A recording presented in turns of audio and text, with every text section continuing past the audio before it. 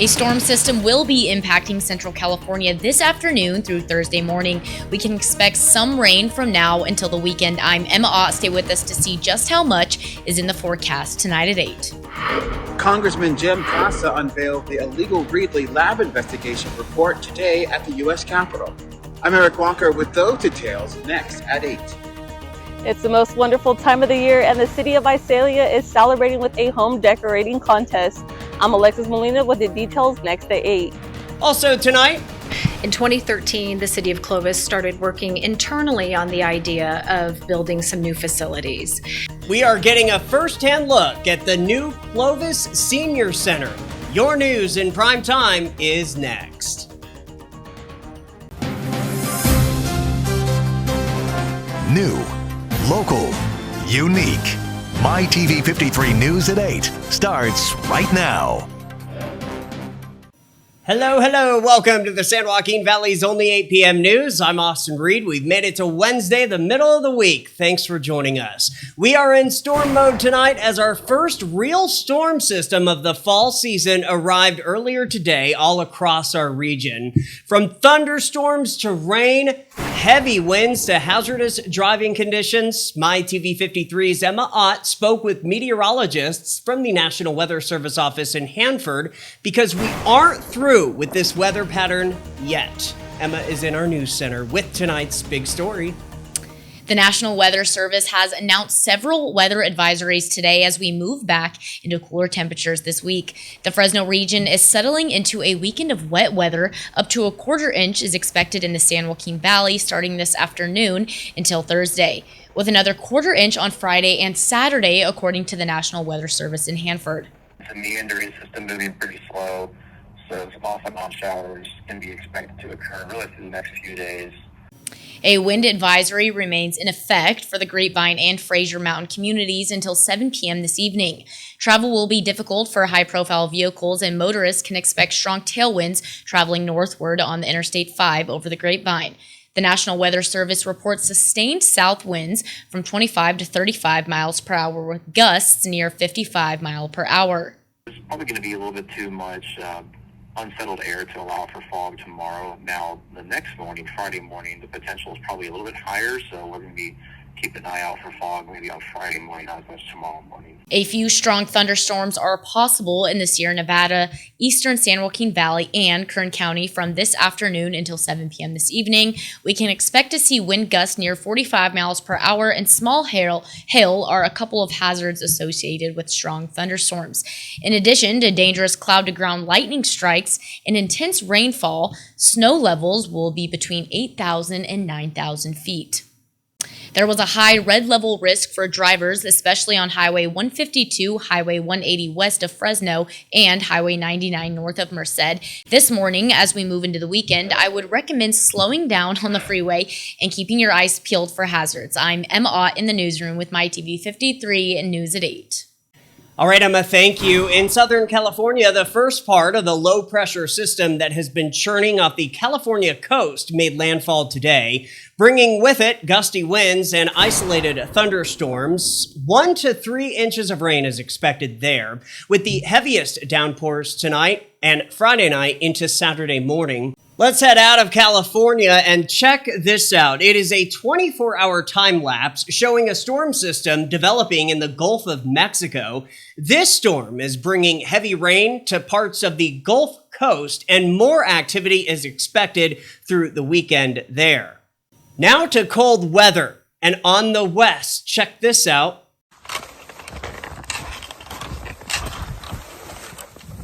A resident in Anchorage, Alaska showed off their snow removal plans in preparation for this storm coming tonight. It's a new one. Don Reedon on X said this tool is the best. Comes with a slide and all. Alaska's largest city declared a snow emergency last week after a winter storm dropped record snowfall amounts. And with more snow falling this week, Anchorage is now less than an inch away from achieving its heaviest snow in November on record. The city broke a daily snowfall record last Wednesday when 9 inches of snow fell in 24 hours. An additional 8 inches piled up the following day. And we will have an update on your local forecast coming up later in this newscast. Other news and new tonight, U.S. representatives, including Congressman Jim Costa, unveiled the illegal Reedley Lab investigation report today at the U.S. Capitol. New at 8, reporter Eric Walker explains what all went down. Lawmakers are pushing for new rules so this does not happen again in other communities. And Reedley, California is just north of my district up in Fresno, California, where I grew up and where I live now.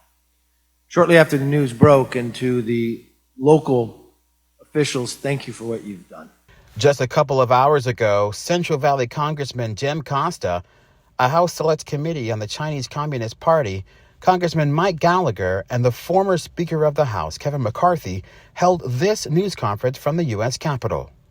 After the pandemic that really shook the entire world we live in, and lessons to be learned under categories, you think about infectious diseases and you think about the control of them, and we were thinking about how the COVID, really came out of China and a lot of questions that are there in life, that we would allow a Chinese nationalist to come to this country and to set up a private lab. On September 6th, the Select Committee on Strategic Competition between the United States and the Chinese Communist Party issued its first subpoena as part of its ongoing investigation into the illegal facility that local authorities uncovered in Reedley.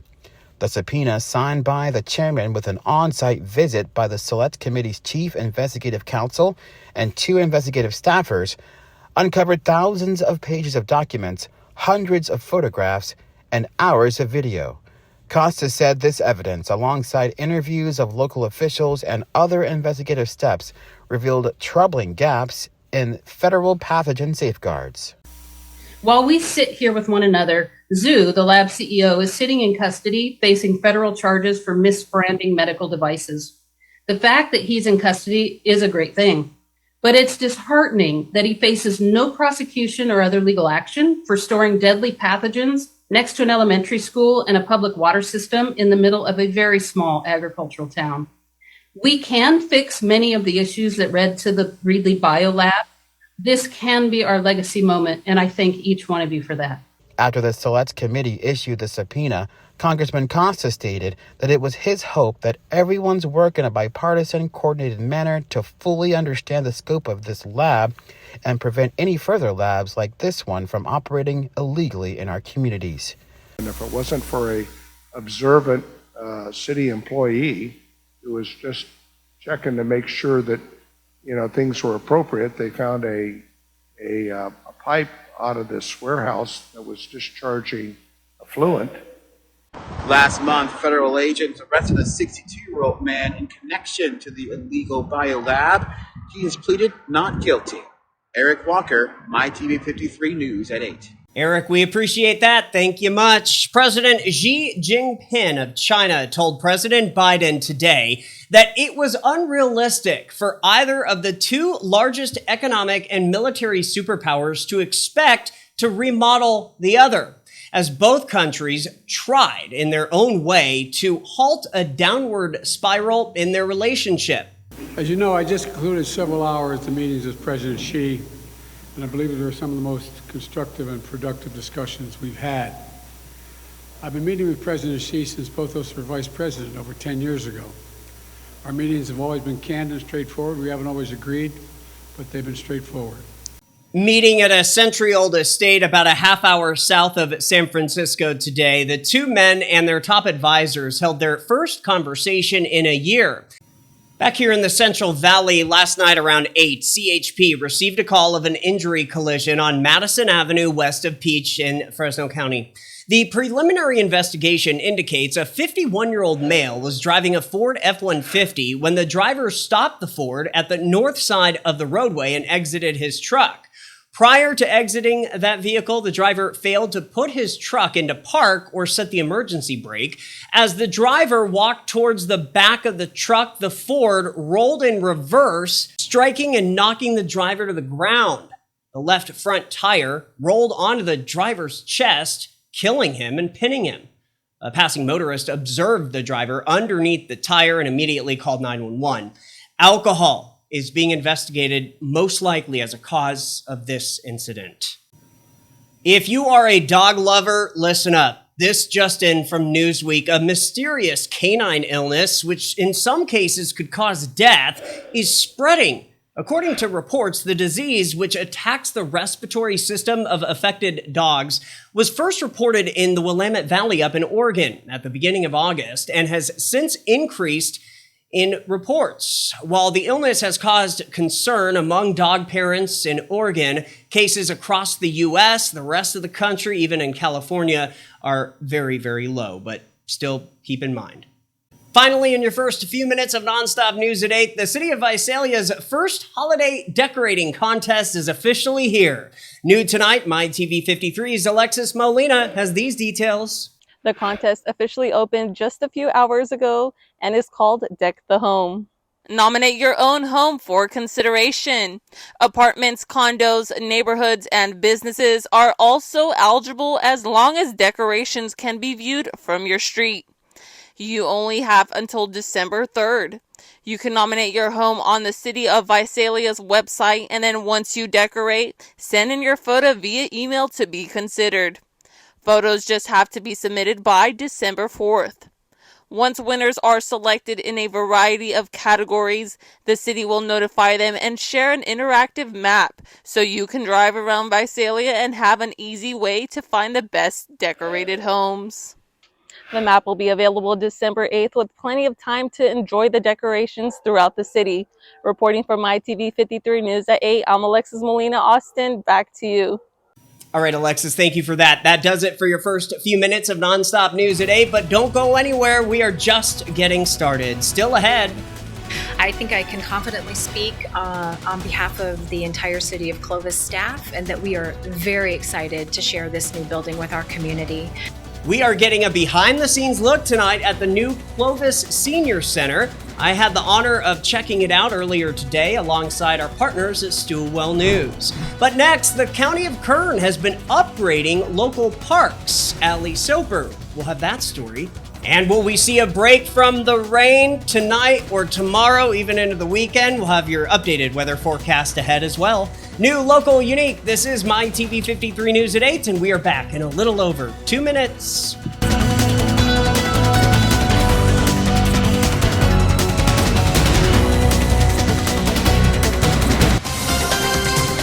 This is MyTV53 News.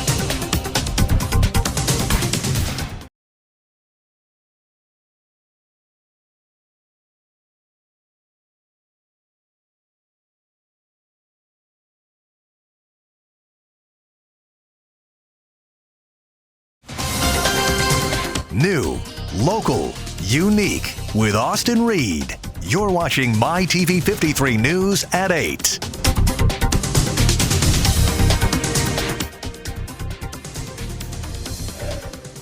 We have made it to the middle of the week and the middle of the month. Welcome back, everybody. Now to tonight's big stories in Kern County for our viewers watching on KNXT 53. Bakersfield College's Delano campus was the place to celebrate on Tuesday as the ribbon-cutting ceremony was held for the new Regenerative Agriculture Education Center. According to Delano Now, this space aims to promote sustainable agricultural practices through community education, opportunities for student research, internships, workforce development, and demonstration of emerging technologies.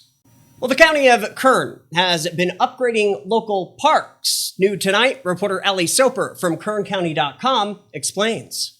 Kern County is celebrating its Year of Parks as our organization has made historic investments in upgrading green spaces around our communities.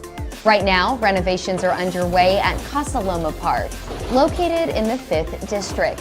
$2.2 million is going towards state-of-the-art lighting, a new soccer field, walking path, restrooms, and updated play structure, among others. Kern County is improving the quality of life at Casa Loma, at Bell Terrace, because those are family space. This is community space, and it's for all of us. And we know that when we get there and we look at each other, that we know we can lock arms and build a safer, stronger Kern County. And I am so grateful. Come on out and see the changes. The Kern County Board of Supervisors has voted to prioritize parks by investing $43 million in renovations across our county. And that was Ali Soper with KernCounty.com reporting. MyTV53 News continues with the Valley's local forecast. As I walk through the valley of the shadow of death, I take a look at my life and realize there's nothing left. Cause I've been blasting and laughing so long that even my mama thinks that my mind is gone. But I ain't never crossed a man that didn't deserve it. Me be treated like a punk, you know that's unheard of. You better watch how you're talking and where you're walking, or you and your homies might be lined in chalk. I really hate the trip, but I gotta low. As they croak, I see myself in the pistol smoke. Fool, I'm the kind of G the little homies wanna be like, on my knees in the night, saying prayers in the street light. Been spending most of their lives living in the gangster's paradise. We've been spending most of their lives living in the gangster's paradise. We keep spending most of our lives living in the gangster's paradise. We keep spending most of our lives living in the gangster's paradise.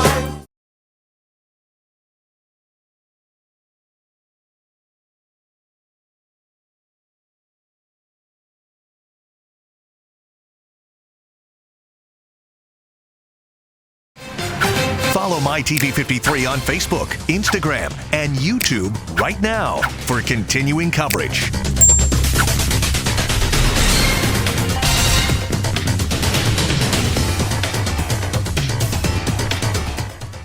We are going to head to Clovis now, where earlier today I had the opportunity to check out the new Clovis Senior Center. They gave us a tour alongside our partners at Stillwell News before the grand opening set for this weekend. Watch now. So you just gave us a tour. It's beautiful. It smells brand new. This has been a lot of work. Walk us through how we got here. How did it start? And then to today. Sure. In 2013, the city of Clovis started working internally on the idea of building some new facilities. In 2015, this piece of property was purchased and identified it as a good place to build a new senior center and a new transit center. The senior center went through groundbreaking in 2021, and now here we are at the end of 2023, and we're getting ready to open.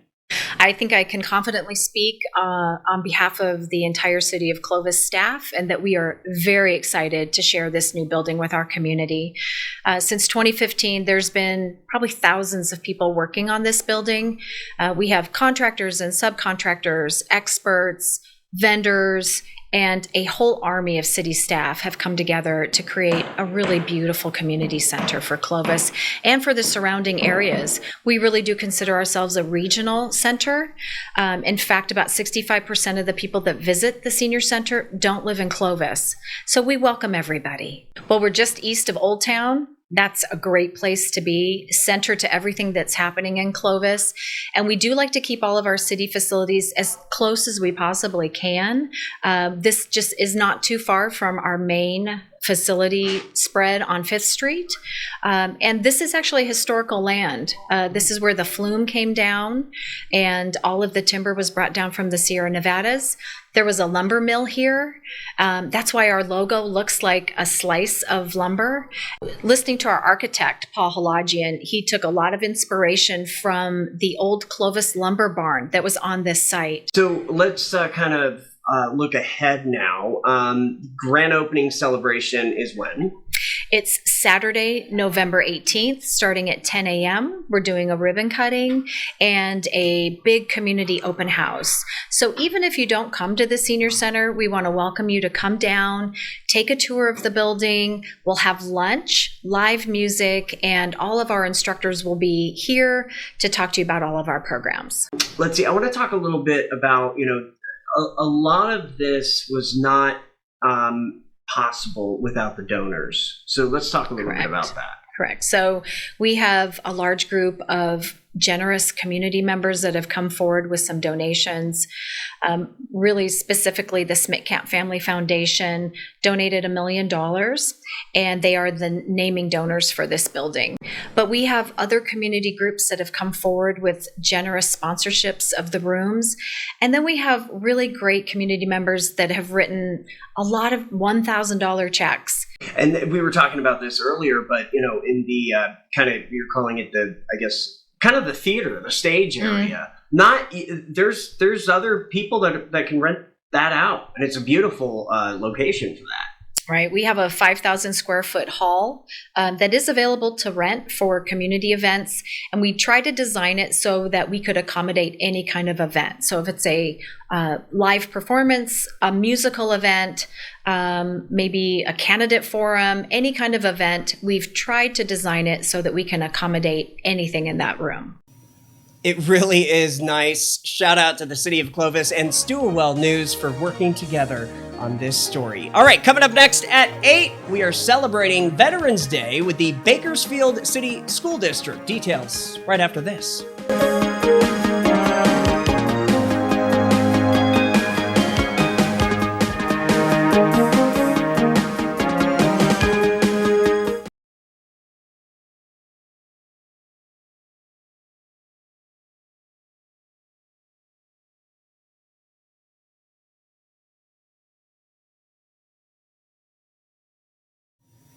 We have a couple stories before we say goodnight. Today is America Recycles Day. It's a special day meant to promote recycling all across the country. In honor of the occasion, the City of Clovis is now offering several great recycling tips to share from their recycling partner, Republic Services. Tonight, the city says to keep an eye on their Facebook page the rest of this week, as they will post more tips for you. Happy Recycling Day. Okay, finally tonight, the Bakersfield City School District is giving us a look at a special Veterans Day celebration from last week.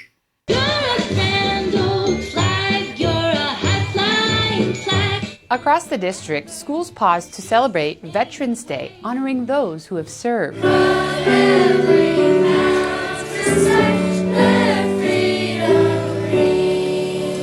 At Harris, students welcomed veterans to a special breakfast where they were greeted by smiling faces and special performances. It's important to celebrate Veterans Day. Students need to know what it is to sacrifice for our country and that there are people who have done that.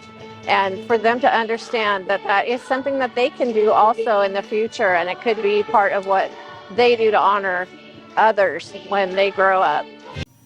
Those kids had a lot of fun. All right, let's talk about your forecast before we say goodnight. Do expect more shower activity overnight. Tomorrow, we're going to get a little break from the rain, but then this weekend, do expect more hit or miss showers all across the San Joaquin Valley. Hey, we know there are many options out there for TV news in Fresno and Bakersfield, but we appreciate you choosing us here at MyTV53. I'm Austin Reed, hoping your news is good news. We'll see you tomorrow.